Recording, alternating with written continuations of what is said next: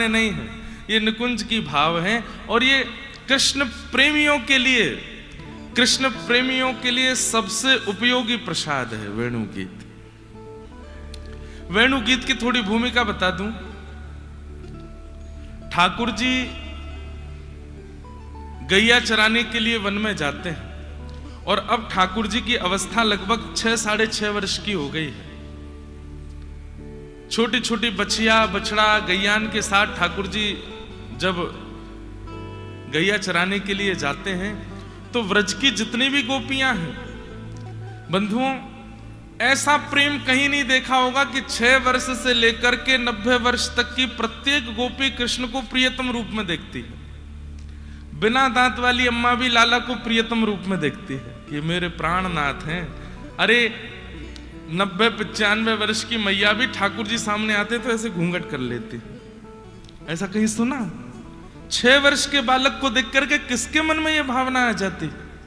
और 6 वर्ष की एक बालिका जिसको पता ही नहीं है कि पुरुष स्त्री क्या होते हैं, वो भी ठाकुर जी को टकटकी लगा करके कोने से देखती है। क्यों? ये एक जन्म का प्रेम नहीं है। ये व्रज की गोपियां, ये सब साधन सिद्धा हैं, श्रुति सिद्धा हैं। अरे जब भगवान वराह बन करके आए थे तो जितनी वरही थी वो सब मोहित हो गई थी उनके रूप पर। वही वरही ही गोपी बन के आई हैं। जब वे नृसिंह बन करके आए तो जितनी भी सिंहनियां थी वे भी मोहित हो गई उन पर। वे सब गोपी बन के आई हैं। जब वे राम बन करके आए तो दंडक बन के सब संत मोहित हो गए तो वे संत गोपी बन के आए हैं। जिस किसी ने भी किसी भी अवतार के स्वरूप को प्रेम भर के देखा, सबको ठाकुर जी ने वरदान दिया, व्रज में मिलेंगे, तुम गोपी बन के आना, मैं श्याम सुंदर बन के आऊंगा। और इस प्रेम में कहीं भी कामुकता नहीं है। बस प्रत्येक इंद्रिय कृष्ण रस को चाहती है। दर्शन को नैना तपे, बचन सुनन को कान,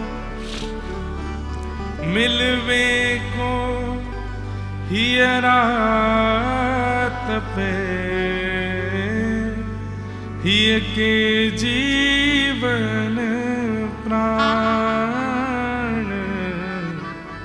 गोवर्धन वासी सांवरे,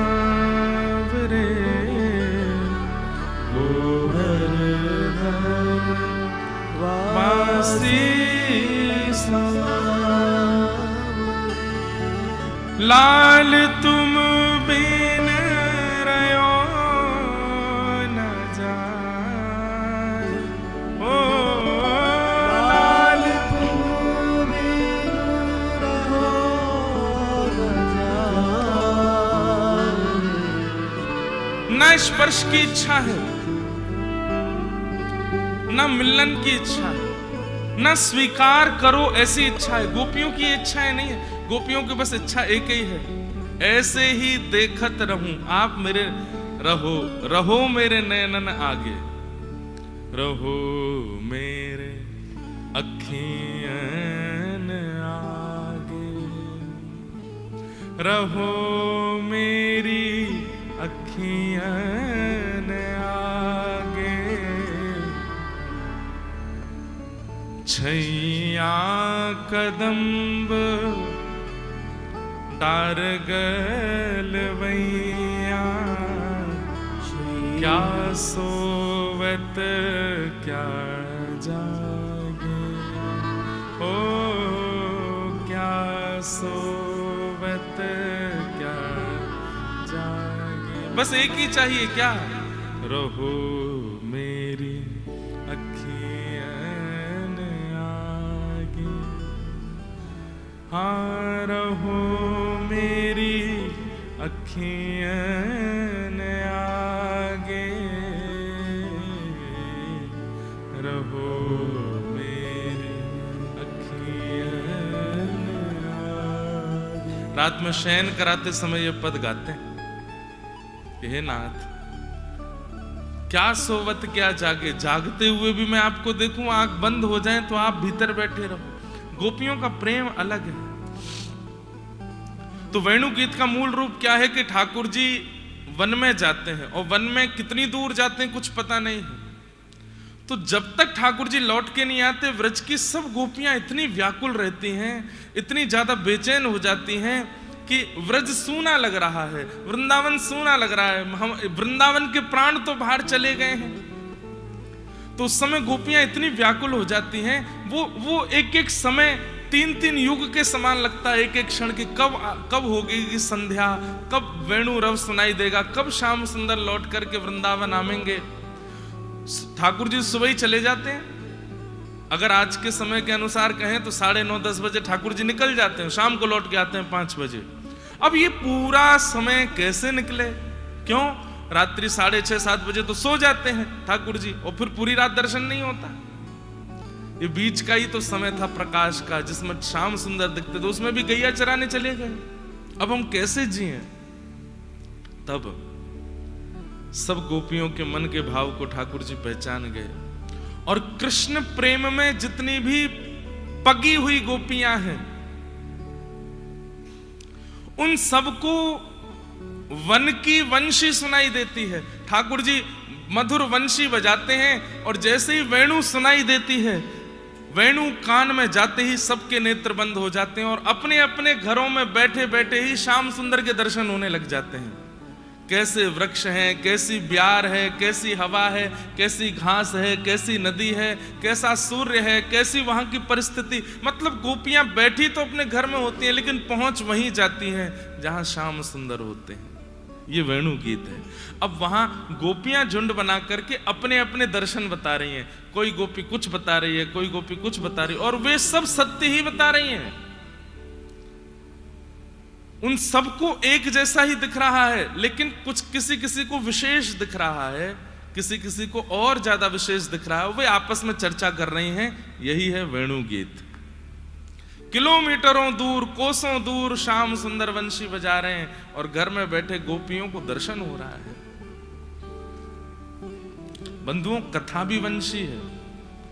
भले नाथद्वारा में हो, भीलवाड़ा में हो, जयपुर में हो, बंबई में हो, कलकत्ता में हो, दिल्ली में हो, चेन्नई में हो, कहीं भी कथा होती है, यदि सुनने वाला भाव से श्रवण करे, वहीं बैठे बैठे उसको वृंदावन बिहारी का अनुभव होने लगता है।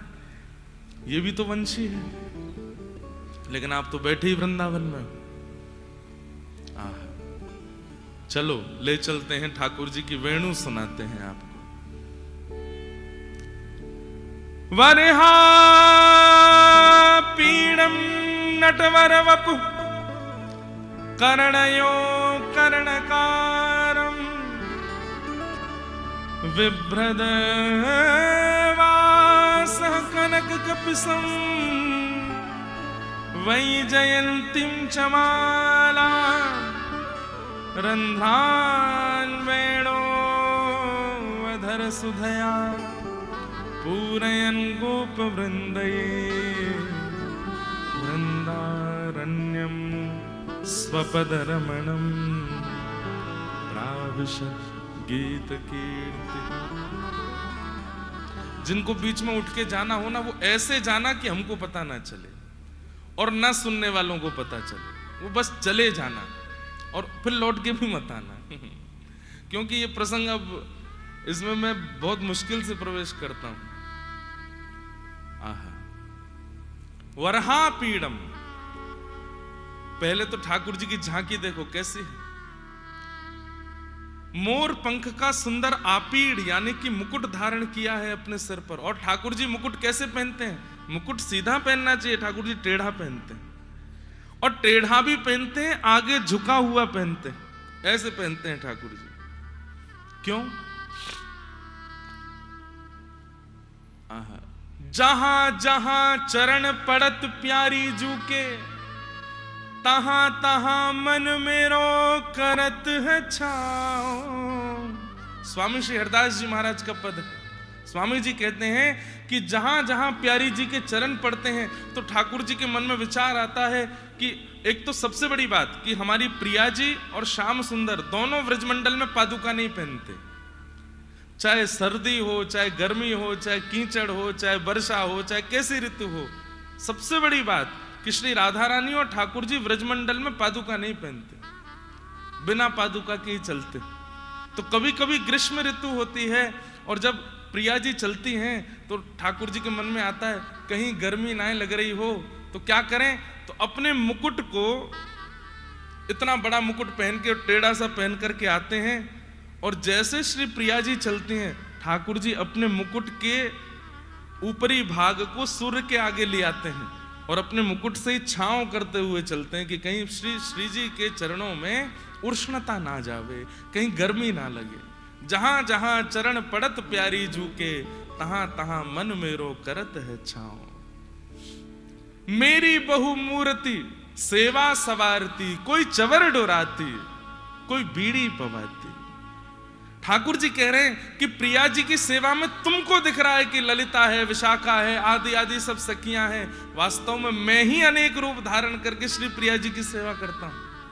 मैं ही चवर डुराता हूं, मैं ही बीड़ी पवाता हूं, मैं ही महावर लगाता हूं, मैं ही पीकदानी लेके खड़ा रहता हूं। स्वामी श्री हरदास जी महाराज जी गाते हैं, तो वरहा पीड़म, खूब बड़ा और टेढ़ा मुकुट पहना है, किसका? मोर पंख का।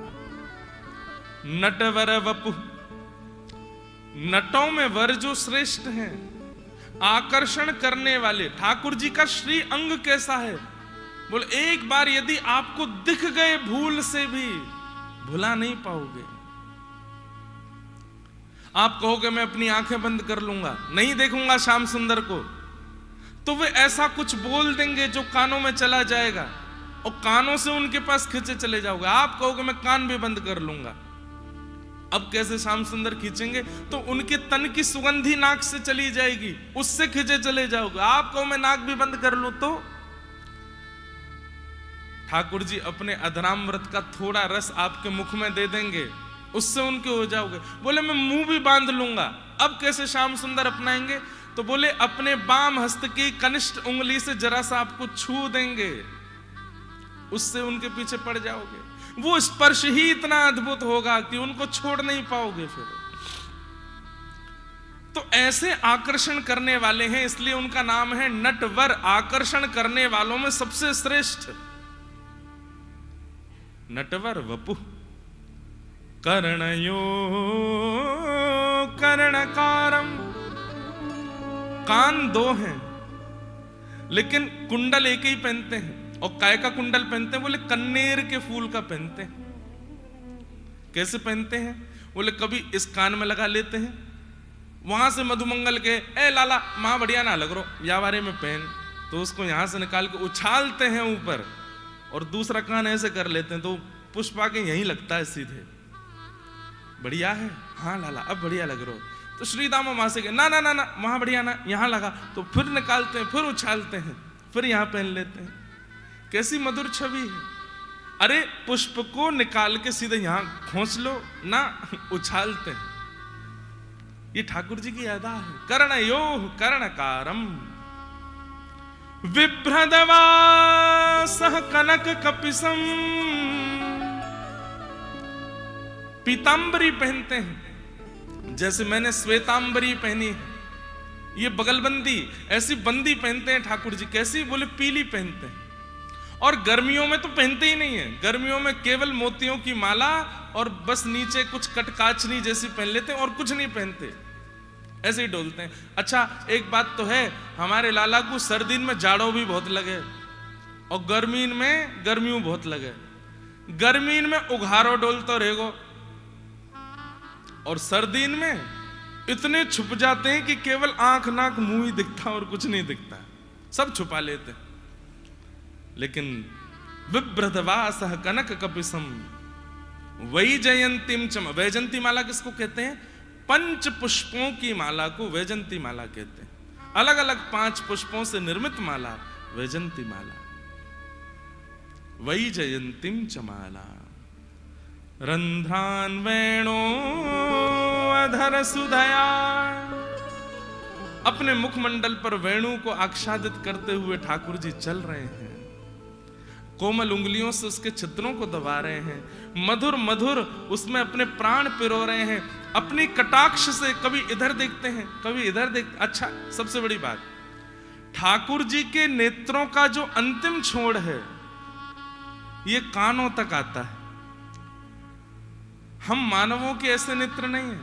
प्राचीन काल में भी, आज भी कई लोगों के नेत्र बड़े सुंदर होते हैं, थोड़े पीछे तक होते हैं, लेकिन श्री ठाकुर जी के नेत्र कैसे हैं? बोले आगे से बिल्कुल पीछे तक जाते हैं। कभी कमल कली की उपमा देते हैं, कभी मछली की उपमा देते हैं, ऐसे ठाकुर जी के नेत्र हैं। तो जो नेत्रों की पुतली है वो कई कई बार कोने तक घूम जाती है, और ठाकुर जी जब ऐसे देखते हैं, आहा, उसी को कटाक्ष कहते हैं। सीधे देख लें सही है, लेकिन कहीं वो तिरछा देख लेते हैं तो जिसको देखते हैं वो मूर्छित ही हो जाता है, वो उठ नहीं पाता फिर। वेणु अधर सुधया पूरयन गोप वृंदई, और गोप ग्वाल लाला की सुंदर छवि का वर्णन करते हुए चल रहे, वारे लाला तेरी चाल कैसी अद्भुत लग रही है। बाकी चाल चलत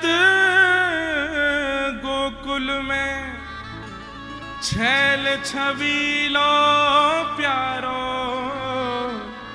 गिरधर, सबही अंग को बांको, सबही अंग को बांको गिरधर, सबही अंग को बांको।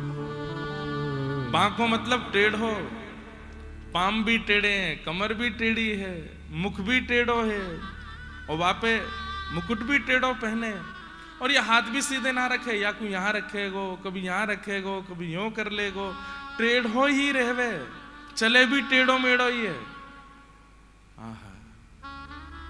गोप ग्वाल ठाकुर जी की बात छवि को वर्णन कर रहे हैं। अरे लाला ने क्यों ठाड़ो है जा, तेरो दर्शन कर लूं। ठाकुर जी वैसे ठाड़े है जाए। अरे लाला ने ऐसे ठाड़े है जा, वैसे ठाकुर जी जैसे जैसे ग्वाला कहते हैं वैसे ठाकुर जी ठाड़े है जाए, और सब ग्वाला उनका दर्शन करते हैं। पूरयन गोप वृंदई वृंदारण्यम स्वपद रमणम प्राविशत गीत कीर्ति। जैसे ही अपने चरणों को आगे की ओर रखते हैं तो जिस क्षेत्र में ठाकुर जी का चरण कमल पधराया आ रहा है, उस क्षेत्र की रज जो है वो अपने आप को सौभाग्यशाली मानती है, और ठाकुर जी के श्री चरण पड़ते ही उस पूरी भूमि के क्षेत्र में एक सुंदर आकृति बन जाती है, सुगंधी आने लग जाती है, जल प्रवाह होने लगता है, मानो जैसे नेत्रों से प्रेमाश्रु छलक पड़े हों भूदेवी के। ऐसे ठाकुर जी मधुर रूप धारण करके वन की ओर जा रहे हैं। मैया ने अद्भुत श्रृंगार किया है, और गोपियां अपने अपने घरों में बैठ के व्याकुल हो रही हैं कि अब श्याम सुंदर चले जाएंगे, हम कैसे देखेंगे इनको। अरे जा रहे हैं, कम से कम अभी तो देख लो। तो कोई छत पर खड़ी है, कोई अटारी पर खड़ी है, कोई द्वार पर आ गई है, किसी ने खिड़की खोल ली है, और तभी गायों का झुंड निकल रहा है, और बस प्रतीक्षा हो रही है, अब आएंगे श्याम सुंदर, अब आएंगे श्याम सुंदर। 9 लाख गैया हैं, और जैसे ही ठाकुर जी निकलते हैं, कैसी अद्भुतता है कि एक भी गोपी नहीं बचती है, सबको देख लेते हैं ठाकुर जी। याकू भी देख लियो, या के सामने घरवारी वाकू भी देख लियो, ऊपर जो खड़ी है वाकू भी देख लियो, सबको ठाकुर जी देखते हुए जा रहे हैं। और तब गोपियां वेणु गीत गाना प्रारंभ करते हैं। अक्षणवताम फलमिदं न परम विदाम, सख्यः प्रसूननु विवेशयतोर्वयस्यै,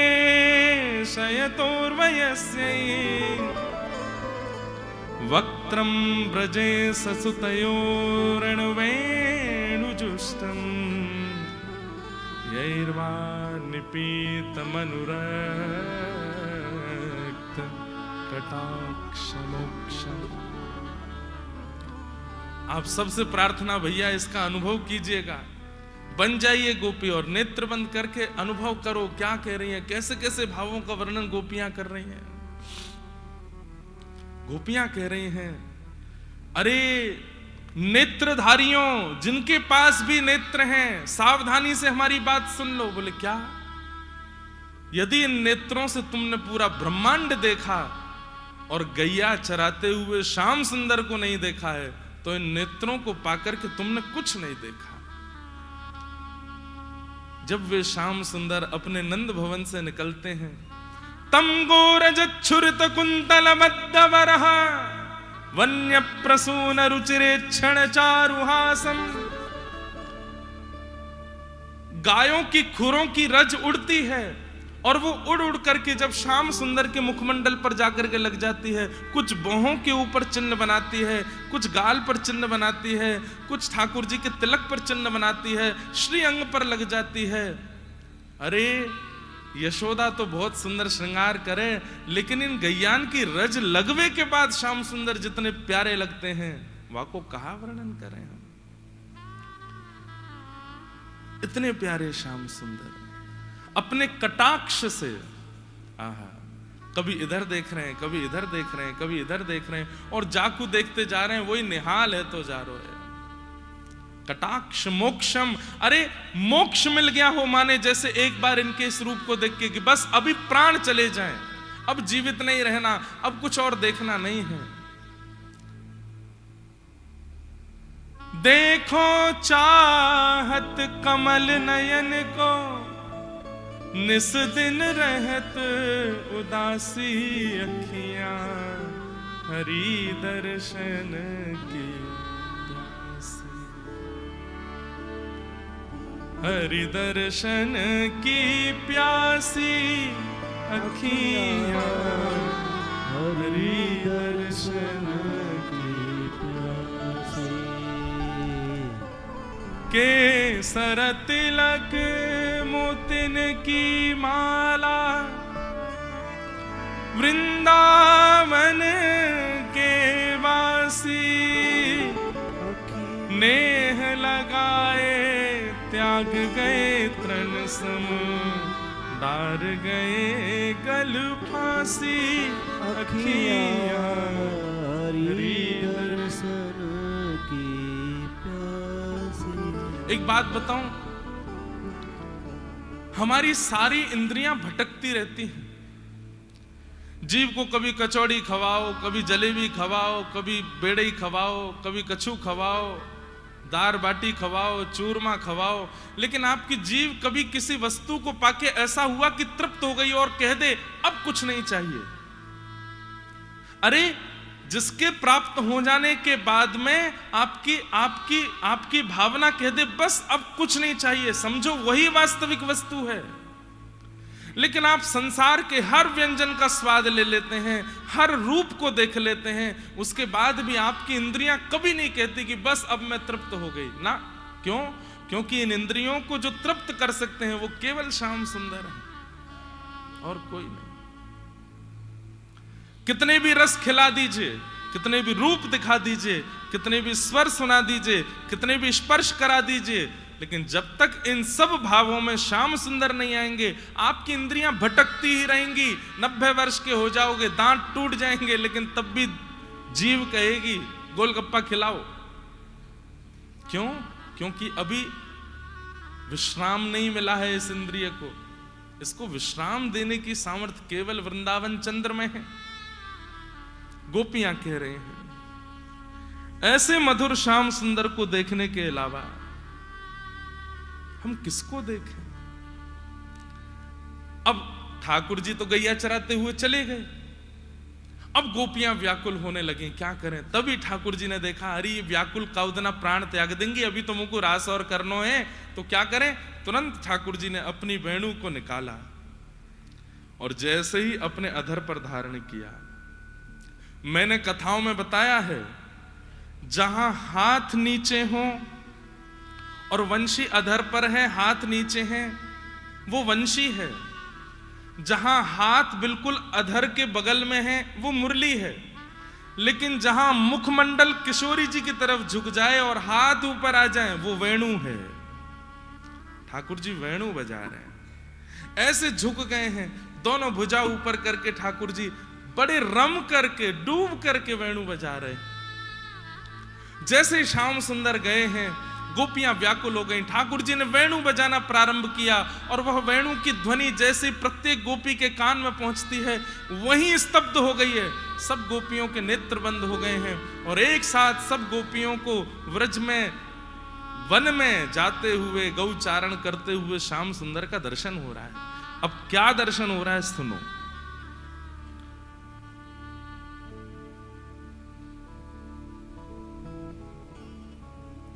किचूत प्रवाल हस्तमकोपलब्ज मालानुप्रक्त परिधान विचित्र वेशौ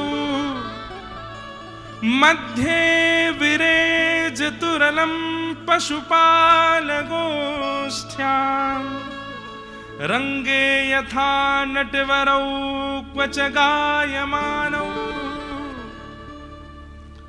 गोपियां कह रही हैं, अरे ये देखो श्याम सुंदर क्या कर रहे हैं। यशोदा मैया ने इतना सुंदर श्रृंगार करके भेजो, लेकिन जैसे जैसे वन में प्रवेश कर रहे हैं ठाकुर जी वन में जाके अपना श्रृंगार, विशेष श्रृंगार उतार के अपने हाथ से कुछ अलग श्रृंगार कर रहे हैं। कैसे बन रहे हैं? बोले वनमाली बन रहे हैं। वनमाली कैसे बन रहे हैं? आम का एक पेड़ दिखाई दिया तो वहां से आम के जो पत्ते होते हैं उसकी डाल तोड़ लेते हैं, अपनी पाग में यहां खोंच लेते हैं। एक नहीं खोंचते, एक यहां पे, एक यहां पे, एक यहां पे, एक यहां पे, ऐसे ठाकुर जी की पीली पाग, और पीली पाग के ऊपर मानो जैसे ऐसे आम के पत्ते लटक रहे हैं। वो बीच बीच में ठाकुर जी के कभी आंख पे आते हैं, गाल पे आते हैं, मानो वे पत्र भी कहते हैं कि हम ठाकुर जी को अंग स्पर्श कर लें तो ठाकुर जी ऐसे धीमे से उनको हटाते हैं। और केवल इतना ही नहीं कर रहे हैं, कहीं कोई पुष्प मिल जाते हैं तो पुष्पों को इकट्ठा करते हैं। कैसा श्रृंगार! स्वयं श्याम सुंदर अपना श्रृंगार कर रहे हैं। यहां पर गुलाबी पुष्प मिला, आगे श्वेत पुष्प मिला, उन पुष्पों को इकट्ठा कर रहे हैं। मधुमंगल कह रहे हैं, लाला कहां करेगो? बोले देख तो जा, कहां करूंगो। गोपियां दर्शन कर रही हैं, गुलाबी पुष्प लिया है, कहीं से गेरुआ पुष्प लिया है, कहीं से श्वेत पुष्प, और लेने के लिए नहीं जा रहे, जो रास्ते में आ जाता है, जो वृक्ष दिख जाए दौड़ के जाते हैं, वहां से पुष्प तोड़ लेते हैं। और सारे पुष्पों को तोड़ करके खूब एक गुच्छा बना करके उसमें एक सूत बांध देते हैं सूखी, और उसका एक गुच्छा गुलदस्ता जैसा छोटा सा बन जाता है। फिर उसको लेके उसको पाग में लगाते हैं।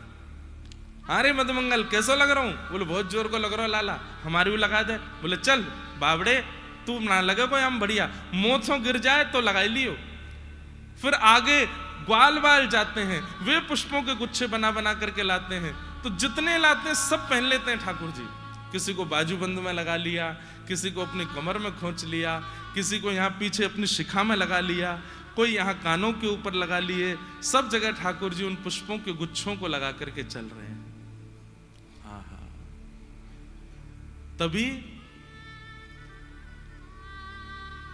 ठाकुर जी गैयाओं की ओर देखते हैं और मन में आता है कि ये गैया दूर दूर है जाएं ग्वाल बालन के कारण, तो ऐसा कहा करूं कि ये सब मेरे समीप आ जाए। ये सब दर्शन गोपियों को हो रहा है घर में। तभी ठाकुर जी खूब सारी कुशा, लंबी लंबी घास, उनको झुंड में तोड़ते हैं, उनको खोंचना शुरू करते हैं। किसी को पाग में, किसी को अपने बाजूबंद में, हाथ के कड़ूला में, कमर में, सब जगह खोंच लेते हैं। और फिर वनमाली बन करके और दूरबा कृष्ण बन के, दूरबा कृष्ण बन गए हैं। पूरे अंग पर दूरबा लगी है, घास लगी है, और ठाकुर जी वेणु बजाते हैं। ऐसे वेणु का स्वर बजाते हैं जिससे सारी गाय दौड़ती दौड़ती उनके पास आती, और सबको ठाकुर जी मानो आज्ञा देते हैं कि अरे कहां घास चर रही हो, ये मेरे तन पे जो उगी है या को पाए लो। तो एक एक गैया जाकर के अपनी जीभ से, अपने मुख से ठाकुर जी के श्री अंग पर लगी भई वह दूरबा को निकाल रही है। अब वाह चक्कर में कोई गैया की जीभ लग जाए, अब ठाकुर जी कमर पर जीभ लगे, हाथ पर जीभ लगे, सो ठाकुर जी को गुदगुदी होवे। कभी यहाँ को लुढ़के हैं, कभी वहां को लुढ़के हैं, कभी पीछे भागे हैं, गैया पूंछ उठा के आगे पीछे भग रही हैं और श्याम सुंदर के मधुर दर्शन कर रहे हैं। गोपियां कह रही हैं, अरे ये कितनी भाग्यशाली हैं गैया, श्याम सुंदर के श्री अंग पर लगी भई दूरबा को कैसे आस्वादन कर रही हैं, कैसे सुखबा को ले रही हैं। ठाकुर जी को सबसे प्रिय वनमाली भेष है। आप स्वर्ण का श्रृंगार कराओ, चांदी का श्रृंगार कराओ, मोती का श्रृंगार कराओ, सब ठाकुर जी को बढ़िया लगता है, लेकिन अंत में ठाकुर जी पुष्प और हरी पत्तियों की माला पहनते ही पहनते हैं, क्योंकि वो ठाकुर जी को अति प्रिय है। अगर व्यक्ति स्वर्ण चांदी मोती का श्रृंगार ना करावे, केवल वन की सामग्रियों से ही ठाकुर जी का श्रृंगार करे, ठाकुर जी न्योछावर हो जाते हैं, उस पर इतने प्रसन्न हो जाते हैं, ठाकुर जी को बहुत सुख मिलता है। प्राकृतिक श्रृंगार ठाकुर जी को बहुत प्रिय है। गोपियां कह रही हैं, अरे हम गोपी काई को बनिए, हम ये पुष्प ही बन जाती, लाला के कान में बैठ जाती, हम ये घासे ही बन जाती, लाला कम से कम तोड़ करके अपने बाजूबंद में लगा ले तो, अरे हम गैयान की चरण की धूल बन जाती, उड़ करके श्री मुख पर लग जाती।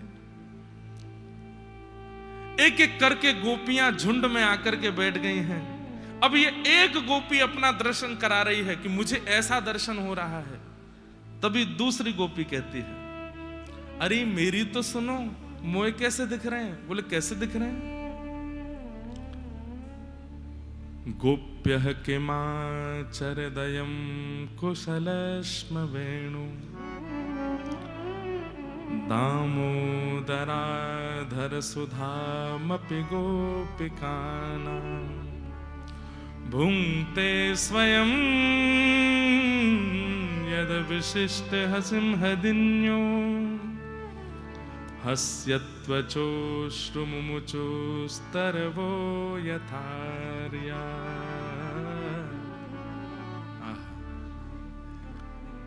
दूसरी गोपी क्या कह रही है? अरे तुम्हारी सब जगह दृष्टि जा रही है, लेकिन तुमको अपनी बैरणी, अपनी सौतीय वंशी दिखाई ना दे रही। अरे देख तो या वंशी ने ऐसो कहां पुण्य कियो, निर्जीव होते हुए भी, निरप्राण होते हुए भी ठाकुर जी के अधर पर बैठती है। दूसरी गोपी कह रही, अरे हम बे, ये तो मेरे दिमाग में ही नहीं आई, या वंशी ने ऐसो कौन सा पुण्य कियो जो ठाकुर जी के अधर पर बैठे। ठाकुर जी आके धीमे धीमे चरण दबा में, और याकू बजाते बजाते अपने नेत्र खोलें, बंद करें। मुरली हरि को नाच नचावे, मुरली गाओ, हरि को नाच नचावे। एते पर ये बांस बांसुरिया, एते पर बांस बांसुरिया, नंद नंदन को भावत, नंद नंदन को भावत। अरे गोपी तुम को एक बात बता। बोले कहा, तो को पूरे दिना अपने इशारे पे नचावे वारो तो को कैसो लगेगो? खड़ी है जाओ, बैठ जाओ, लेट जाओ, चलवे लगो, दोनों हाथ ऊपर कर लो, हाथ नीचे कर लो, कान पकड़ लो, पूरे दिन तुमको कोई नाच नचावे, तुमको कैसो लगेगो? बोले बिल्कुल बढ़िया ना लगेगो, वाके प्राण हरण करवे को मन करेगो। बोले लेकिन यह वंशी की देखो, मुरली हरि को नाच नचावे, और एते पर भी बांस बांसुरिया हरि के मन को भावे। ये नचावे वाली गोपी लाला को कैसी प्रिय लगे। थाड़े रहत अधीनता के हुए, थाड़े रहत अधीनता के हुए। वैसे तो ये नंद को लाला एक जगह टिक ना सके, कभी वहां भागेगो, कभी उत्कू भागेगो, कभी कहीं बैठ जाएगो, कभी कहीं उछल जाएगो। लेकिन यह वंशी की देखो, वो यशोदा हार गई, बूढ़ी है गई, थक गई, पाम में छाले पड़ गए कि लाला एक जगह डट जाए कर, ना डटे, और यह वंशी को बजावे में एक ही जगह रहवे। थाड़े रहत अधीनता के हुए, थाड़े रहत अधीनता के हुए। सकुच न बोले बात, सकुच न बोले अरे वाय बजाते समय तो कोई तो बात भी ना करे। मुरली हरि को नाच नचावे, मुरली हरि को नाच नचावे। वह निधरक आज्ञा करवावत, वह निधरक आज्ञा करवावत। ने कहू नाही लजावे, ने कहू नाही लजावे। अरे कैसी कठोर है, कृष्ण को आज्ञा करे, कहा चलो यमुना तट, आज वहां बजवइयो। कभी के चलो गिरिराज पर्वत, वहां बैठ के मोय बजइयो। कभी कहे चलो कदम्ब की डाली पे, वहां बैठ कर के मेरो आस्वादन करियो। कभी कहे चलो कल्याण के बीच में, और ये निधरक जहां की आज्ञा कर दे, श्याम सुंदर मही को जामे। ने कहू ना ही लजावे, बिल्कुल या को लज्जा ना आवे। परम पिता परमात्मा त्रिलोक स्वामी को ये बांस की बंसी ऐसे ऐसे आज्ञा करे। एक गोपी के वो आज्ञा करे, बाकी तो कुछ समझ आ रही है, और ये श्याम सुंदर तो फिर भी माने।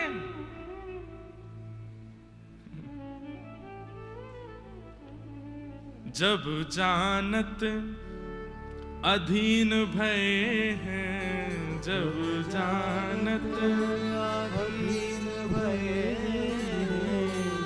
देखत ग्रीव नवावे, देखत ग्रीव नवावे। अरे ये कन्हैया कोई के आगे ना झुके, लेकिन वह वंशी को बजाते बजाते शुरू होवे को ऐसे, और बजाते बजाते बजाते जैसे अधीन है जाए सोई झुक जाए, वह की ग्रीवा ही झुक जाए, वह के काजे पूर्ण समर्पित है जाए।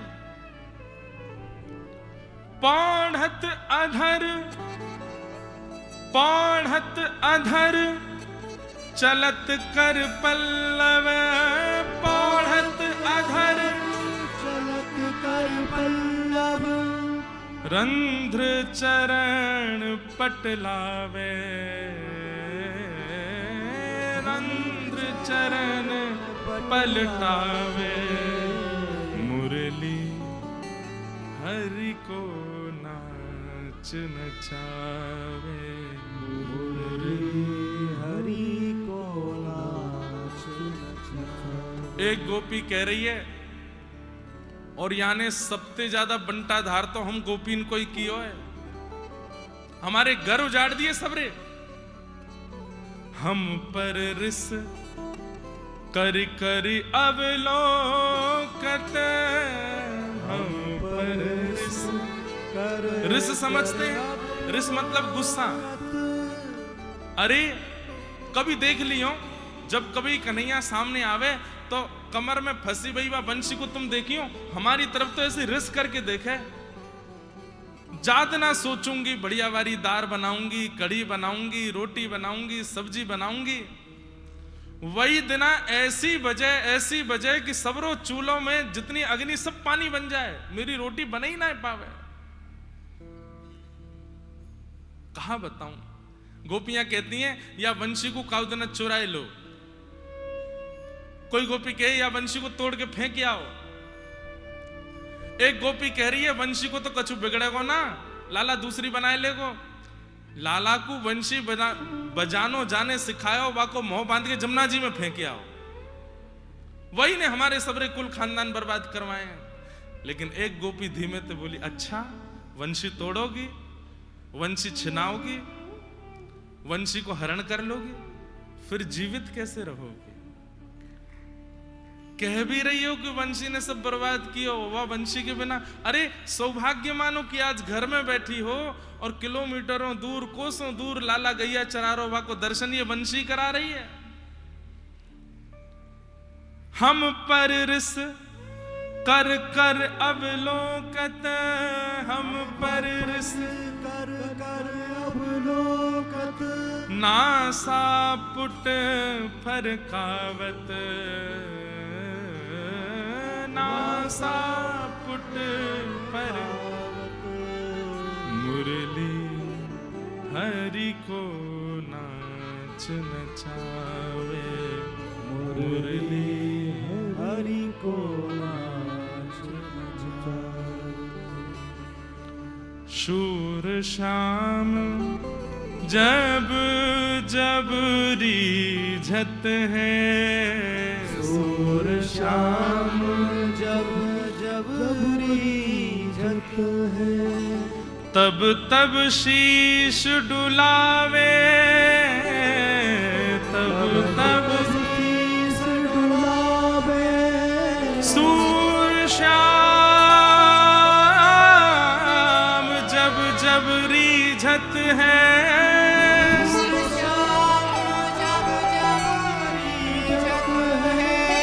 तब तब शीश डुलावे, तब तब शीश डुलावे। मुरली हरि को नाच नचावे, मुरली हरि को नाच नचावे। एते पर बांस बंसुरिया, एते पर ये बांस बंसुरिया, हरि के मन को भावे, हरि के मन को भावे। मुरली हरि को नाच मुरली हरि को नाच नचावे। गोप्यः किमाचरदयं कुशलस्म वेणु, दामोदराधर सुधामपि गोपिकानां, भुङ्क्ते स्वयं यद विशिष्ट रसं हदिन्यो। अरे ये हमारी सौत है बंसी, ये हमारी बैरनी है, 24 घंटा उनके अधर पर बैठी रहे। एक गोपी बोली, वाकु दोष देवे से अच्छो है, ये विचार करो, ऐसो माने कहा कियो, जो कोई को प्राप्त नहीं है वो अधरामृत वेणु को मिल रहा है। तब यहां गोपियां वेणु के गुण बता रही हैं, और ये गुण ऐसे गुण हैं जो हम मानव भी ला सकते हैं और ठाकुर जी के अधर के अधिकारी बन सकते हैं। कौन कौन से गुण? तब एक गोपी कहती है, बोले या वेणु को सबसे पहला गुण कहा है, ये दोष युक्त है, लेकिन अपने दोष को ठाकुर जी के आगे कभी छुपाती नहीं है। दोष क्या है? पोली है, इसके अंदर छिद्र हैं, इतने सारे छिद्र हैं, भीतर से पोली है, लेकिन अपने पोलेपन को छुपाती नहीं है, ठाकुर जी के आगे प्रस्तुत कर देती है। हम में कोई कमी है, हम में कोई दोष है, हम में पोलापन है, या हमारे अंदर किसी भी प्रकार के विकार हैं, हम दुनिया से छुपाते हैं। कामी हैं, लेकिन पता नहीं चलने देंगे, ऐसा दिखाएंगे साधु हैं हम तो। 40 साल के है गए, अभी तक ध्यान आ भयो, अपने नाम के आगे लिख लेंगे ब्रह्मचारी। अरे महाराज जी तो ब्रह्मचारी हैं, बाल ब्रह्मचारी। अरे बाल ब्रह्मचारी नहीं, रिश्ता तो बहुत भेजे थे, कोई ने हाँ ना करी, तो बाल ब्रह्मचारी है गए। अपने दोषों को छुपाने का प्रयास करते हैं, लेकिन वेणु में सबसे बड़ा गुण क्या है? देखो, ये गोपियां केवल गोवर थापे वारी, दूध निकारवे वारी ना है, वेदों की ऋचाएं पलोटती हैं इन गोपियों के आगे। इनकी बातें तो सुनो, इनकी बातें ही हम आप सबको अधिकारिणी बनाएंगे ठाकुर जी की। गोपियां क्या कह रही हैं? वेणु में दोष है, लेकिन अपने दोष को छुपाती है, छुपाती नहीं है, प्रकट कर देती है। मैं ऐसी हूं नाथ, अब आप चाहो तो मुझे स्वीकार करो, चाहो तो मुझे ठुकरा दो, मैं ऐसा ही अच्छा हूं या बुरा हूं, जैसा भी हूं तुम्हारा, अच्छा हूं या बुरा हूं, जैसा भी हूं तुम्हारा, ठुकराओ ना मुझे अब चरणों में सर झुकाऊं, ठुकराओ ना मुझे, चरणों में सिर झुकाओ। कालिया नाग के ऊपर जब ठाकुर जी नृत्य कर रहे थे, तांडव गति मुंडन पर, तांडव गति मुंडन पर, तांडव गति मुंडन पर, तांडव गति मुंडन पर, निरतत बनवारी, तांडव गति मुंडन पर, निरतत बनवारी। गाओ सूरदास जी की वाणी। ठाकुर जी नृत्य कर रहे हैं कालिया नाग के ऊपर। आप कहेंगे महाराज ये विषयांतर क्यों कर दिया, ये वेणु गीत से सीधे कालिया नाग दमन पे क्यों गए? क्यों गया बताऊंगा, लेकिन अभी भाव आया है। अच्छा मेरी आंखें बंद ही रहने वाली है तो क्षमा करना, क्योंकि आप चाहे जो करो हम तो पहुंच गए वहां, लेकिन गाओ मेरे साथ। तांडव गति मुंडन पर, तांडव गति मुंडन पर, निरतत बनवारी, तांडव गति मुंडन पर, निरतत बनवारी। पम पम पम पग पटकत, पम पम पम पग पटकत, पम पम पम पग पटकत, पम पम पम पग पटकत, बम बम बम बरन ऊपर, बम बम बम फरन ऊपर, फम फम फम फनन ऊपर, फम फम फम फरन ऊपर। ए नाग बधुहारी, तांडव गति मुंडन पर, तांडव गति मुंडन पर, निरतत बनवारी, तांडव गति मुंडन पर, शम शम शम सनकादिक, शम शम शम सनकादिक, नम नम नम नारद मुनि, नम नम नम नारद मुनि, मम मम मम महादेव, मम मम मम महादेव, बम बम बलिहारी, तांडव गति मुंडन पर, तांडव गति मुंडन पर, तांडव गति मुंडन पर, तांडव गति मुंडन पर, निरतत बनवारी, तांडव गति मुंडन पर,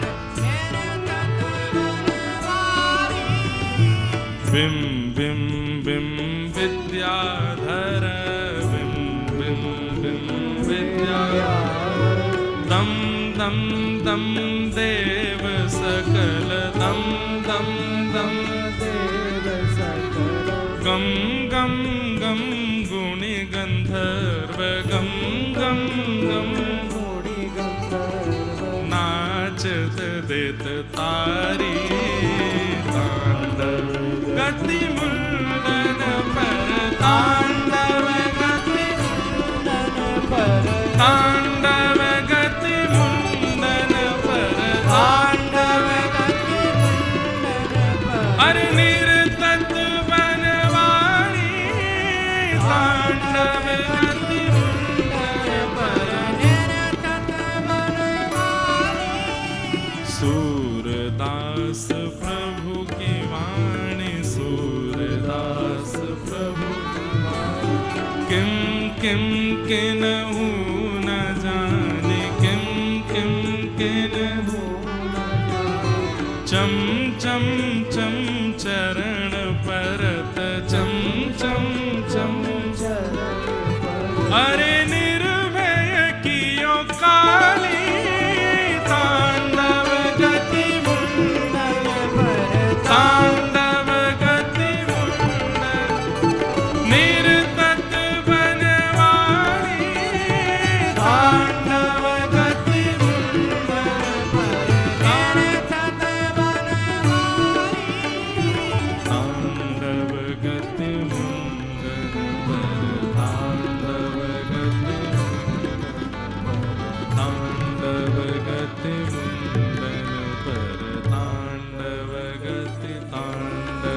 जगत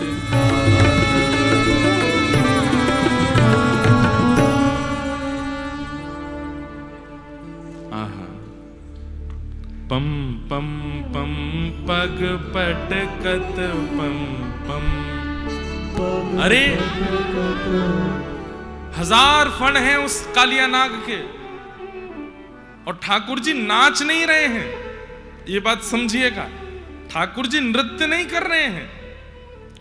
1000 फण हैं उसके, वो एक फण पर जब ठाकुर जी खड़े तो दूसरे फण से जब ठाकुर जी पर आक्रमण करता है तो ठाकुर जी उछल करके उस फण के ऊपर कूदते हैं जिस फण से वो आक्रमण। अच्छा, सर्प एक क्षण से भी कम समय में अपना फण दस देता है। 1000 फण जब एक साथ ठाकुर जी के ऊपर आक्रमण कर रहे हैं तो एक एक करके ठाकुर जी सारे फणों पर कूद रहे हैं, तो देखने में ऐसा लग रहा है कि तांडव नृत्य कर रहे हैं। ठाकुर जी तो फण पर अपना चरण रख के उसके फण को दबा रहे थे। इतने में ही इंद्र आदि देवताओं को लगा ओहो ठाकुर जी नृत्य कर रहे हैं, वाद्य बजना चाहिए, तो इंद्र मृदंग बजाने लगे, महादेव वीणा बजाने लगे, सरस्वती अलाप लेने लगी, ब्रह्मा जी कांसा बजाने लगे, नारद मुनि नृत्य कर रहे हैं, पुष्प वर्षण कर रहे हैं। लेकिन ठाकुर जी नृत्य नहीं कर रहे हैं, ठाकुर जी तो कालिया वध कर रहे हैं। तो ये बात हमने क्यों विषयांतर क्यों किया, वेणु गीत चल रहा था, यहां क्यों आए? तो विषय आता है कि वेणु का सबसे पहला गुण क्या है, वो अपने दोषों को छुपाती नहीं है, अपने दोषों को छुपाती नहीं है। कालिया वध करने के लिए जब ठाकुर जी गए तो कालिया नाग ने भगवान से कहा कि नाथ मुझे क्यों मार रहे हो। जब अंत में रक्त मंडित हो गया, खून निकलने लगे एक एक फण से, तब अंत में भगवान से बोला आप मुझे क्यों मार रहे हो। तो कालिया नाग कहता, भगवान बोले तुम हमारी यमुना जी को आके विषैला कर दिए हो, यमुना जी में आके पूरा विषयुक्त कर दिया यमुना जी को। भक्ति स्वरूपा यमुना जी, वृंदावन के तट पर बहने वाली यमुना जी, उसमें कालिया नाग रहेगा, पूरे को विषयुक्त करेगा, हम तो तुमको मारेंगे। तो कालिया नाग चरणों में प्रणाम करके कहता है नाथ हम नागों को किसने बनाया। तो भगवान बोले मैंने बनाया। हम नागों का क्रोधी स्वभाव किसने रखा। भगवान बोले मैंने रखा। हम नागों की जीव में विष किसने भरा। ठाकुर जी बोले वो भी मैंने किया। तो फिर मेरी क्या गलती है इसमें, मैं तो जहां रहूंगा उसको विषयुक्त कर ही दूंगा, मैं ऐसा ही हूं नाथ। आपने यदि मेरे फणों में अमृत डाल दिया होता तो यमुना जी को अमृत में कर देता। आपने अब मुझको पूर्ण रूपेण विषयुक्त ही बनाया है तो मैं विषयुक्त ही तो करूंगा। कहते हैं काली, बाली और बली, ये 3 ऐसे हुए जिनके प्रश्नों का भगवान उत्तर नहीं दे पाए। कालिया नाग ने ऐसी बात कर दी कि ठाकुर जी निरुत्तर हो गए। बोले बात तो इसकी सही है, बनाया इसको मैंने, विष मैंने डाला, क्रोधी मैंने बनाया, तो फिर इसकी क्या गलती बेचारे की। भगवान बोले अब हम कोई उत्तर नहीं देंगे, चुपचाप हमारी यमुना जी छोड़ के जाओ। भगवान ने वध नहीं किया कालिया नाग का। क्यों? जैसा हूं वैसा प्रस्तुत कर दिया और कालिया नाग को मुक्त कर दिया। तो वेणु का सबसे पहला गुण कि वो भगवान के अधर पर बैठती है, उसका सबसे पहला गुण क्या है, अपने पोलेपन को छुपाती नहीं है। उसके अंदर छिद्र हैं। ये छेद क्या है, हमारे जीवन के दोष ही छिद्र हैं, उनको छुपाए ना, ठाकुर जी के सामने प्रस्तुत कर दो। नाथ ऐसे ही हैं हम, अब क्या करें, आप स्वीकार करो। वेणु का दूसरा गुण क्या है जिसके कारण ठाकुर जी ने उसको स्वीकार किया, वो सहनशीलता। अरे गोपियों, जब ये वंशी बांस थी तब धूप सह रही थी, ताप सह रही थी, वर्षा सह रही थी, सर्दी सह रही थी, आंधी तूफान के झोंके सह रही थी, खड़ी रही। तब एक दिन वंशी बनाने वाला आया, आकर के इसको काट देता है, काट करके इसको छील देता है, छील करके इसमें सरिया डाल के पोली कर देता है और पोली करके इसको घिसता है, इसमें खूब सारे छिद्र कर देता है। ये सब सहती रहती है, एक शब्द भी मुख से नहीं निकालती है। इतना सहने वाले को ही ठाकुर जी अपने अधर पर धारण करते हैं। जिसने सहा हो। अच्छा, सहते बंधुओं सब हैं संसार में, पर कई लोग सह करके रोते हैं, कई लोग सह करके चिल्लाते हैं, पर संसार के इन विषयों को सह करके भी जो शांत रहे, केवल हरिस्मरण करे, वही अधर पर बैठता है, वही ठाकुर जी के अधर का अधिकारी बनता है। आप ताली बजाओ नहीं बजाओ, कोई आवश्यक समझ में आनी चाहिए बात। हमको तो दिख ही नहीं रहे आप, हम तो कुछ और ही अनुभव कर रहे हैं, पर आप सुनो, गोपियां कह रहे हैं, आहा,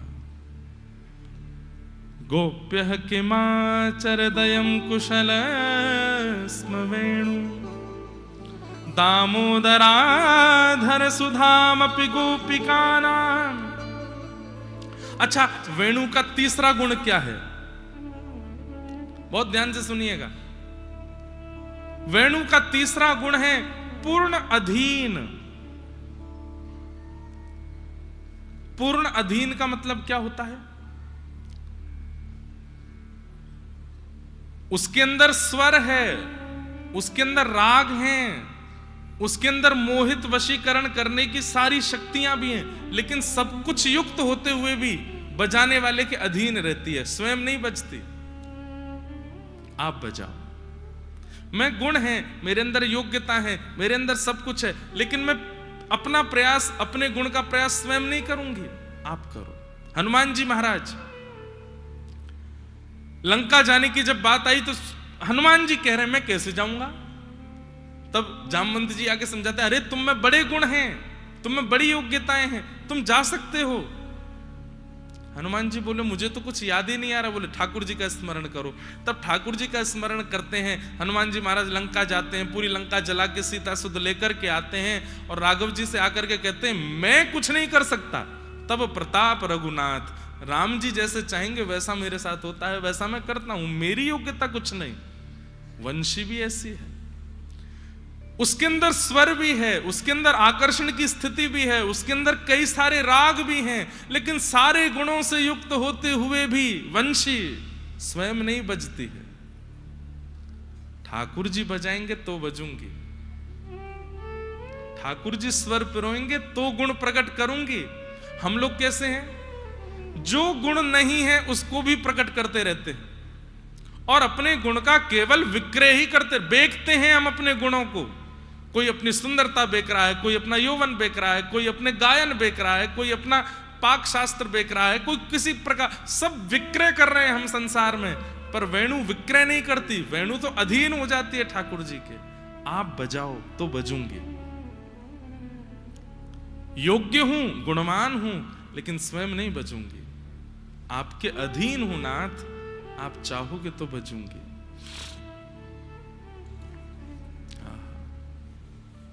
पूर्ण अधीन। अरे हम गोपी हैं ऐसी नहीं है हम, इसलिए तो ठाकुर जी के अधर पर नहीं बैठ पाती। ये वेणु है, पूर्ण अधीन रहती है ठाकुर जी के। अच्छा, कितना सुंदर गुण है वेणु का। क्या कितने गुण हो गए? 3 गुण। चौथा गुण क्या है वेणु का? बोले शरणागति करवाती है।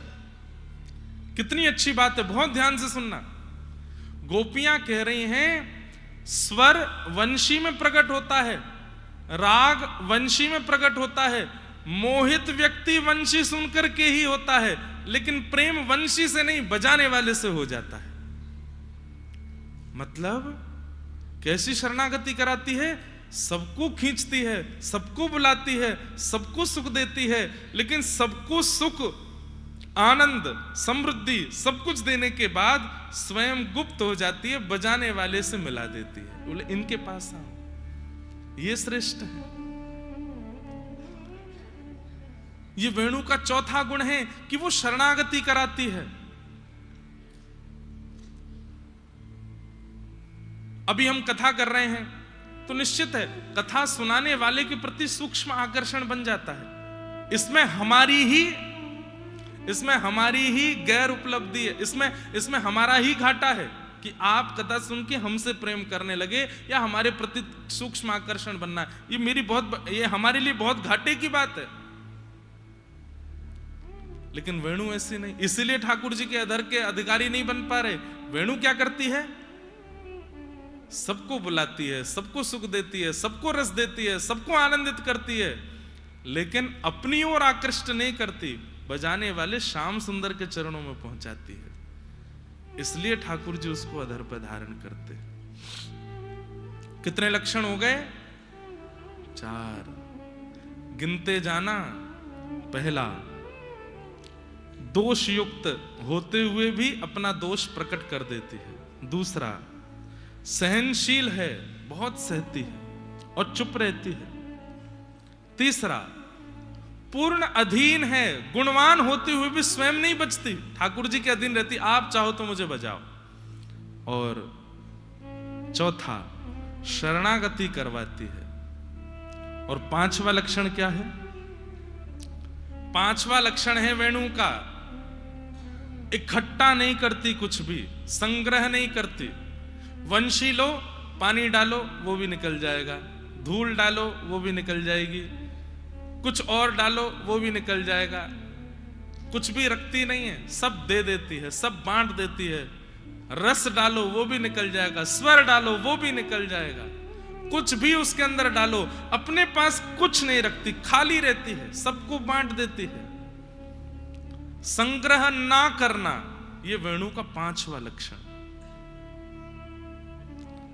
ऐसा नहीं है कि वेणु गिनी हुए, इसमें केवल भैरव राग ही बजेगा, इसमें केवल मालकोशी बजेगा, इसमें केवल भोपाली बजेगा। नहीं, आप किसी भी वेणु में कोई भी राग बजाओ, सब बज जाते हैं, लेकिन किसी को भी अपने पास इकट्ठा नहीं करती, सबको दे देती है, बांट देती है। और यही गुण कृष्ण को प्रिय है, इसीलिए अधर पर बैठती है।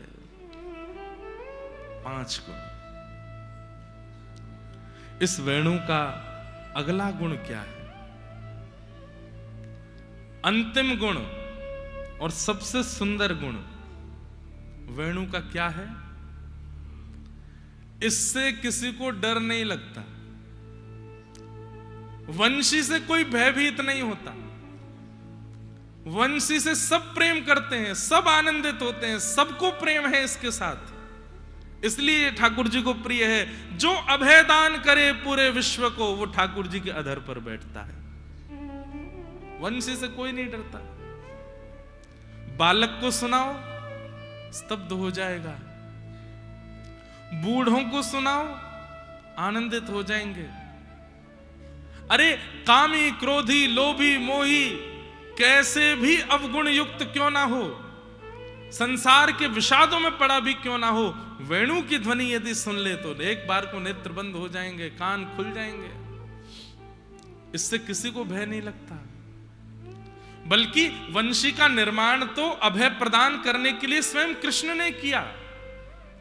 एक दिन गैया से भगवान ने पूछा कि तो को कोई तो डर तो ना लगे ब्रजमंडल में? तब गैया बोली, कोई तो डर ना लगे, अकेले या बांस ते डर लगे।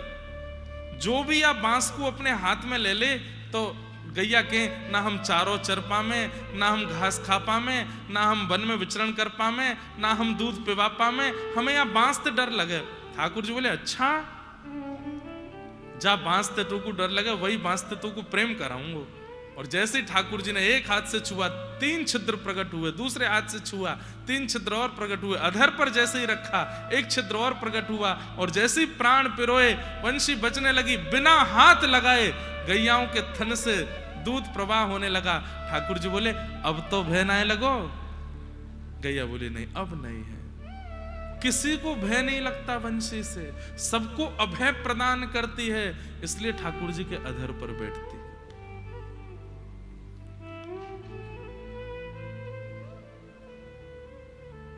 ठाकुर जी के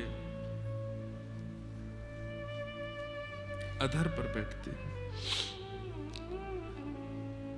गोपियां कह रही हैं, भुंगते स्वयं यद विशिष्ट नशम हदिन्यो। कितनी सुंदर बात है, बहुत ध्यान से सुनिएगा। एक गोपी कहती है, अरे हम प्रयास करेंगे कि हम भी वेणु की तरह है जाएं। तब दूसरी गोपी कहती है, अरे सुनो, ये मुंह को कहा दिख रहा है? बोले, कहा दिख रहा है? बोले, कन्हैया की वंशी सुनकर के टीक दोपहरी, दोपहर की टीक दोपहरी को मतलब तेज धूप निकल रही है, और या टीक दोपहरी में जितने भी व्रजमंडल के वृक्ष हैं उन सब वृक्षन से ओस गिर रही है। ये तो संभव नहीं है। ओस तो जाड़ेन के दिनन में गिरो करे, कोरान में गिरो करे। ये वृक्षन से ओस कैसे गिर रही है, इन वृक्षन से ये रस कैसे टपक रहा है। तब दूसरी गोपी बोली, अरे ये कृष्ण की वंशी सुनकर के सब वृक्ष पिघल रहे हैं।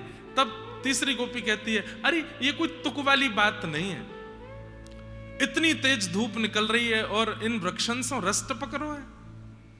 मोकू तो लगे, कहा लगे, ये इन वृक्षों के हर्षाश्रु हैं। हर्षाश्रु मतलब प्रसन्नता के अश्रु। कभी कभी प्रसन्नता में कोई रोने लग जाता है, तो ऐसे ही मुझे तो लगता है कृष्ण की वेणु सुनकर के इन वृक्षों से हर्षाश्रु प्रकट हो रहे हैं। तब दूसरी गोपी बोली, हर्षाश्रु क्यों प्रकट हो रहे हैं, इन वृक्षों को हर्ष क्यों हो रहा है। तो वो गोपी कहती है, क्योंकि इन्हीं के वंश की तो है बंसी, ये वृक्षों की प्रजाति की तो है वंशी। आज इन वृक्षों को लग रहा है हम तो ठाड़े रहे, केवल अपने ऊपर फल रखवे को अभिमान करते रहे, अपने ऊपर पुष्प प्रकट करवे को अभिमान करते रहे, पर धन्य है हमारे वंश में उत्पन्न भई ये बांस की वंशी जो ठाकुर जी के अधर पर बैठी है। इसलिए इन वृक्षों के हर्षाश्रु प्रकट हो रहे हैं, ये हर्ष के कारण रुदन कर रहे हैं। तभी एक गोपी जाकी सास पिछले 4 दिन आते गारी दे रही, काईकू रोटी ना बना पा रही ढंग से, क्यों जब जब रोटी बनावे जावे अग्नि बुझ जाए, क्यों ठाकुर जी वंशी बजा दें।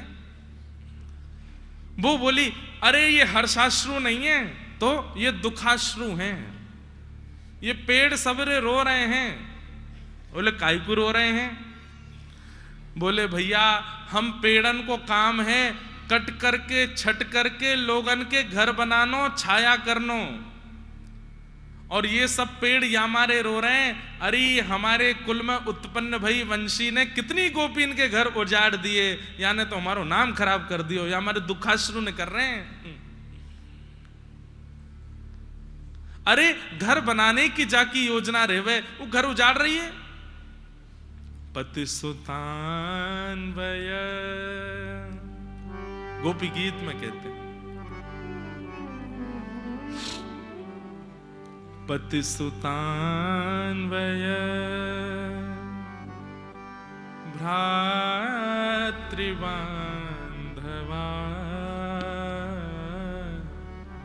अति विलंघ्यते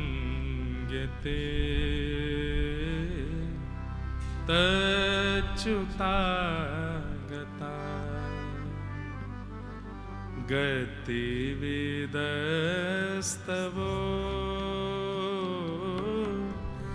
गीत मोहिता। गोपियां कह रही हैं, हम सब छोड़ करके आपकी शरण में आ गई हैं नाथ। पति क्या, भाई क्या, बंधु क्या, परिवार क्या। भाई साहब, भाई छोड़या बंधु छोड़या, छोड़या जग से, भाई छोड़या बंधु छोड़ा, छोड़ा जग सोरी। भाई छोड़या बंधु छोड़या, छोड़या जग सोरी। भाई छोड़या बंधु छोड़ा, छोड़ा जग सोरी। अरे साधुअन संग बैठ बैठ, साधुअन संग बैठ बैठ, साधुअन संग बैठ बैठ, साधुअन संग बैठ बैठ। लोक लाज कोई मेरे तो गिरधर गोपाल, मेरे तो गिरधर गोपाल। दूसरों न कोई, दूसरों न कोई, मेरे तो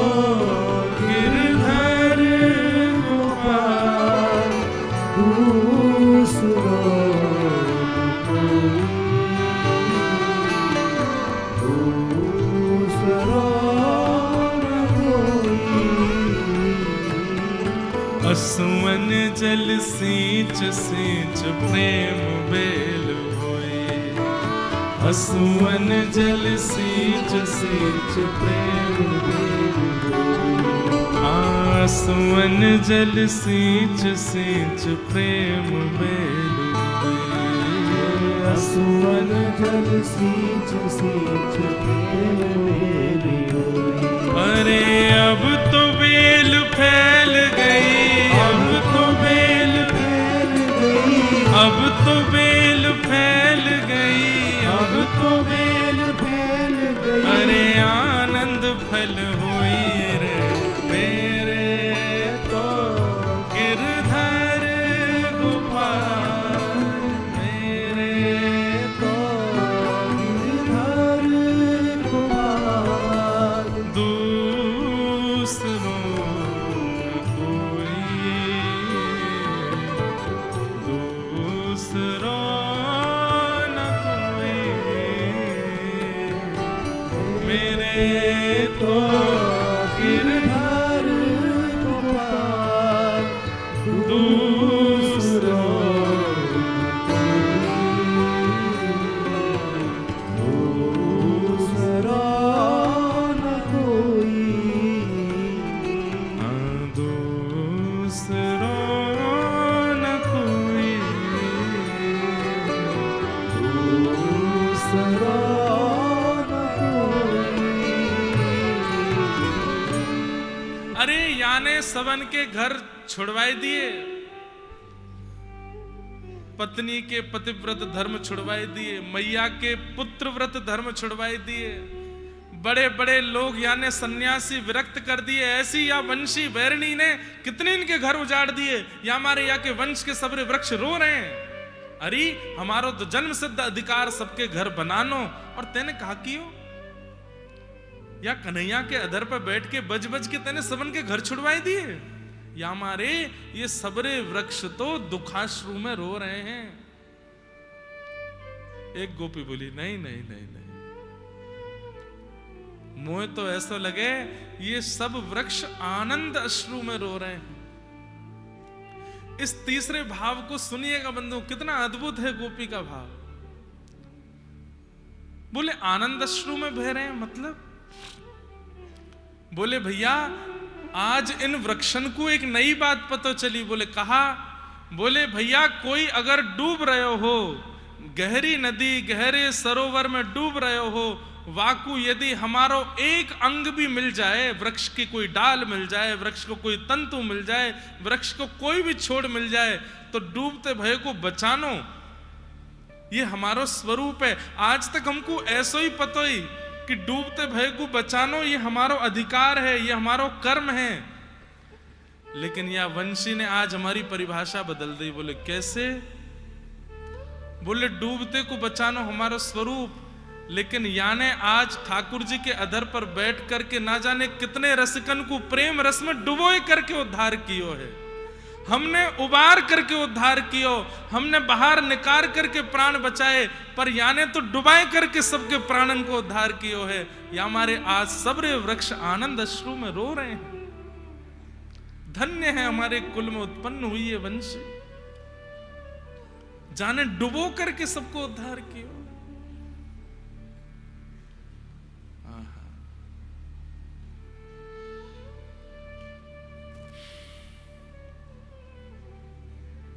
मुरली कौन तप ते किया, मुरली तप ते कियो, मुरली कौन तप ते कियो, नंद नंदन पानी परस्पर, नंद नंदन। यहाँ पानी को मतलब जल नहीं है, पानी मतलब पाई। नंद नंदन को याने पायो, ऐसा शब्द है। नंद नंदन पानी परस्पर, नंद नंदन पानी परस्पर,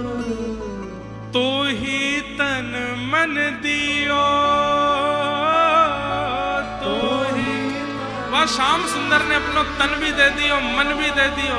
अरे मुरली तो से ज्यादा भाग्यशाली कौन, अपनो तन भी तो को दे दियो। अरे गिरराज धारण करवे के काजे सीधो ठाड़ो है जाए, लेकिन तो को बजावे के काजे पामन को टेढ़ो करे, कमर को टेढ़ो करे, मुख को टेढ़ो करे, अपने हाथन को ऐसो कर ले। तन भी तो को दे दियो, मन भी तो को दे दियो। अरे मुरली तो ही तन मन दियो, तो ही तन दियो। सूर श्री गोपाल बस किए, सूर श्री गोपाल जगत में जस लियो, जगत में जस लियो। हे मुरली कौन तप ते कियो, मुरली कौन तप ते कियो। गोप्यः किमाचरदयं कुशलस्म वेणु, दामोदर दामोदराधर सुधामपि गोपिकानां, भुङ्क्ते स्वयं यदवशिष्टरसं हदिन्यो, हस्यत्वचोश्रुमुचोस्तरवो यथा।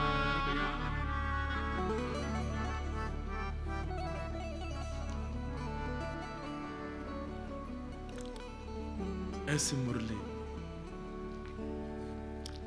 तभी एक गोपी कहती है, वृंदावनम सखि भुवो वितनोति कीर्तिं, यद्देव की सुत पदाम्बुजलब्ध लक्ष्मी, गोविंद वेणु मनुमत मयूर नृत्यं, प्रेक्षादृशान् वपरतान् समस्त सत्वम। एक गोपी बोली, अरे नेक अधरंते ऊपर देखो। बोले कहा? मोर पंच। ये मोर पंख सदा इनके मुख पे ही रहे, सदा इनके शीश पे ही रहे। अरे हमते ज्यादा सौभाग्यशाली तो ये मोर पंख हैं। अरे ठाकुर जी जब वेणु बजामे तो बिना सावन आए, बिना बादल आए, बिना वर्षा हुए भी ये मोर सबरे नृत्य करें। लेकिन ऐसो कहा है या में विशेष जो या के पंखन को अपने सिर पे धारण करें।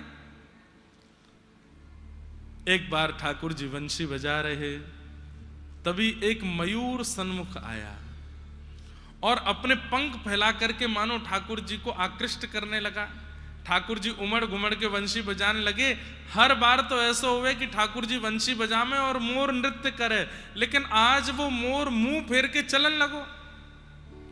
ठाकुर जी बोले, अरे मैं हमेशा वंशी बजाऊं, तू मेरे सामने नृत्य करे, आज तो को वंशी आनंदित नहीं कर रही जो तू उल्टो जा रहा है। तो ठाकुर जी के मन में आई कि शायद ऐसे कैसे हो सके कि मेरी वंशी बजे और मोर नृत्य नहीं करे। तो ठाकुर जी भी पीछे पीछे चलन लगे, वंशी बजाने लगे। ठाकुर जी ने खूब उमड़ घुमड़ के वंशी बजाई, पर मोर ने नृत्य नहीं कियो। तभी एक सरोवर आयो और वह सरोवर के पास जाके मोर ने पुनः अपने पंख फैलाए और वहां जाके नृत्य करना प्रारंभ कियो। ठाकुर जी बोले, अरे इतनी देर ते तेरे पीछे चल रहा हूं, तेने नृत्य नहीं कियो और यह सरोवर पे आए के ऐसो कहा जो तू नृत्य करने लगो। तो मोर अपने नेत्र घुमाने लगा और नेत्र और मुख घुमा करके मानो ठाकुर जी को इशारा कर रहा है। तभी ठाकुर जी ने देखी तो कहा, देखो एक सरोवर पर एक नवीन गोपी और जल भर रही है, लेकिन वहां को मुख नहीं दिख रहा है।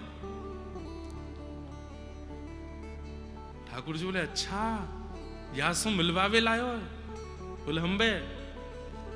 ठाकुर जी ने खूब उमड़ घुमड़ के वंशी बजाई, लेकिन आज मानो जैसे या वेणु के सबरे रस खत्म है गए। ना मोर नाच रहा है, ना वो गोपी पलट के देख रही है। नहीं तो ठाकुर जी वेणु बजामे और कोई गोपी ना देखे, ऐसा है ना सके। अनेक प्रयास करने पर भी जब नहीं देखी, तब ठाकुर जी ने समनस राग बजाया, अपना अंतिम ब्रह्मास्त्र जो वंशी से ठाकुर जी छोड़ते हैं। जब वो भी बजा दिया तब भी उस गोपी ने नहीं देखा। ठाकुर जी बोले, ऐसी कौन सी आई है ब्रज में जो मेरी वंशी के अनेक नाद पर भी मुंह को नहीं देख रही है।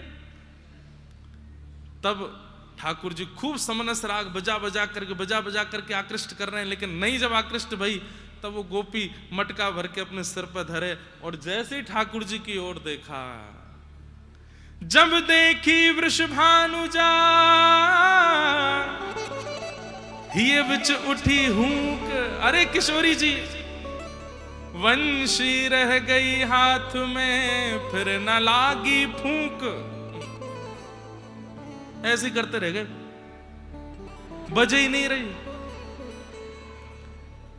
मोर के कहा भयो, पतो ना खूब प्राण पिरो रहा हूं, खूब हवा डाल रहा हूं, बजे ही नहीं रही है। तब किशोरी जी आती, ज्यादा इतराए मत करो, तुम्हारी वंशी पे सबरे मोहितों में वृक्ष आच्छादित है जाएं, गोपी सबरी बावड़ी है जाएं और सब ऐसे है जाएं, ज्यादा इतराए मत करो। एक बात याद रखियो, बोले कहा ये वंशी भी मेरी अनन्य भक्त है, मैं चाहूंगी तो ही बजेगी, नहीं तो नहीं बजेगी। ये मेरी अनन्य भक्त है, ये तो मेरी इच्छा होवे तो ही बजे, नहीं तो नहीं बजे। अरे वृषभानु के लली सांवरियों से नेहरा लगाए के चली। अरे वृषभानु के लली सांवरिया से नेहरा लगाए के चली। अरे वृषभानु के लली सांवरियों से नेहरा लगाए के चली। अरे वृषभानु सांवरियों से नेहरा लगाए के चली। अरे वृषभानु की लली सांवरियों से नेहरा लगाए के चली। अरे वृषभानु की लली सांवरिया से नेहरा लगाए के चली। अइयो ने अहीर के तू हमरी गली। अइयो रे अहीर के तू हमरी गली। किशोरी जी जाते जाते ठाकुर जी से कह के जा रही है, अइयो रे अहीर के तू हमरी गली। अइयो रे अहीर के तू हमरी गली। अरे चंदन छिड़कूं लाला तेरी पगड़ी। चंदन छिड़कूं लाला तेरी पगड़ी। अरे हाँ चंदन छिड़कूं लाला तेरी पगड़ी। चंदन छिड़कूं लाला तेरी पगड़ी। ए वृषभानु की लली सांवरियों से नेहरा लगाए के चली। वृषभानु की लली सांवरिया से नेहरा लगाए के चली। ए वृषभानु की लली सांवरियों से नेहरा लगाए के चली। वृषभानु की लली सांवरिया से नेहरा लगाए के बोल वृषभानु दुलारी की।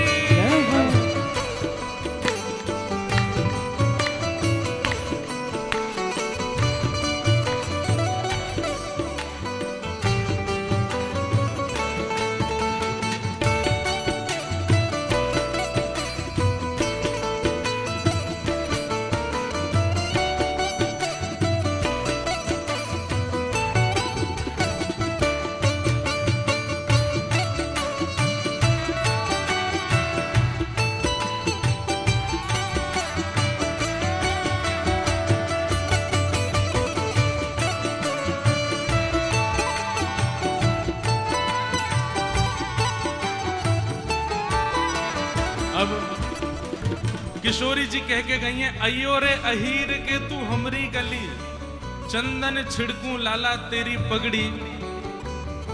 अब ठाकुर जी क्या कह रहे हैं? मुख भयो पान नैनो नैनो कजरा मुख भरो पान, नैनो नैनो मुख भयो अरे पान। नेक्स्ट सी इतनी बड़ी बड़ी बात कर रही हो हैं? अयो रे अहीर के तू हमरी गली चंदन छिड़कूं। नैनो नैनो कजरा मुख भरो पान, नैनो नैनो कजरा मुख भयो पान। अरे बारिश उमरिया राधे बड़ो ही गुमान, बारिश उमरिया अरे हाँ बारिश उमरिया राधे बड़ो ही गुमान, ओ बारिश उमरिया राधे हे वृषभानु की लली सांवरियों से नेहरा लगाए के चली। वृषभानु की लली सांवरिया सुनेहरा लगाए के चली। वृषभानु की लली सांवरियों से नेहरा लगाए के चली। वृषभानु की लली सांवरिया सुनेहरा बोल वृषभानु के जमाई की।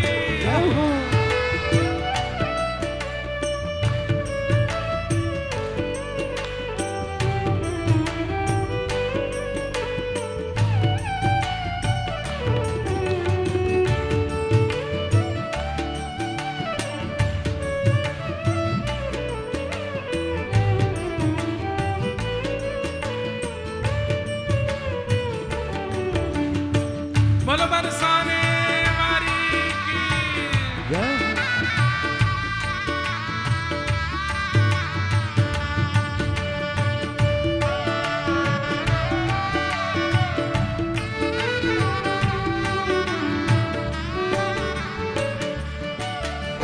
वृंदावन की कुंज गलिन में रचो है रास, वृंदावन की कुंज गलिन में रचो है हाँ वृंदावन की कुंज गलिन में रचो है रास।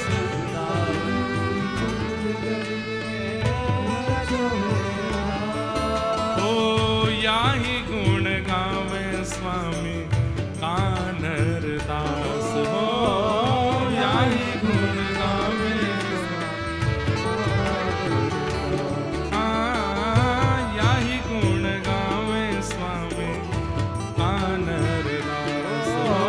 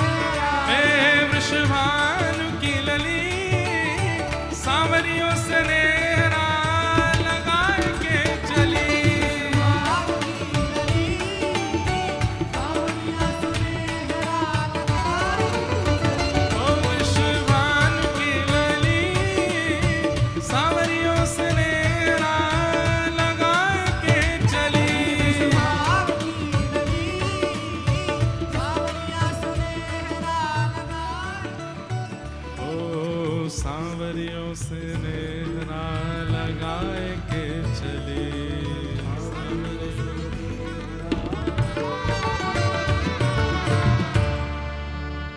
बोलो वृषभान